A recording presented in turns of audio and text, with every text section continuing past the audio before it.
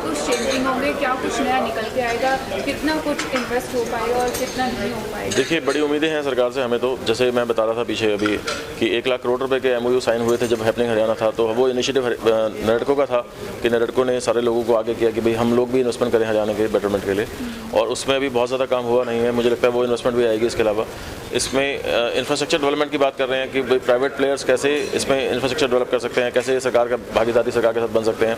Affordable housing जो prime minister का सपना है उसको कैसे पूरा किया जा सकता है।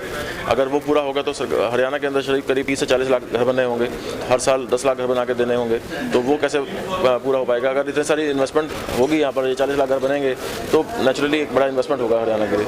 तो इन्वेस्टमेंट की बात तो हमने की है, यहाँ पे जब बिल्डर्स पे विश्वास करने की बात आती है तो गुड़गांव में उनकी जो एक छवि है वो अच्छी नहीं रही है, एक अच्छी परफॉर्मेंस नहीं दे पा रहे हैं, तो इसका क्या मेन कारण है? लोगों का विश्वास कैसे बन पाएगा? देखिए, अब रेरा आने के बाद मुझे लगता है जितने भी बिल्डर्स हैं, कुछ लोग तो मुझे लगता है मार्केट से आउट ही हो जाएंगे, जो काम नहीं कर रहे, जो डिलीवर करेगा वही टिक पाएगा।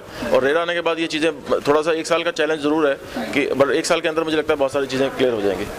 तो गरीबों के लिए भी आपने जिस तरह समझाया कि EWS में जो कुछ चेंजिंग है, कुछ देखना है कि इतना सैलरी के बावजूद वो लोग किस तरह से इसको ले सकते हैं, तो आपको ऐसा क्यों लगता है कि कम सैलरी वाला नहीं ले सकते? नहीं, मैंने देखिए, आप ये देखिए 2-3 चीज़ें हैं, कुछ कॉन्फ्लिक्ट हैं इसके अंदर।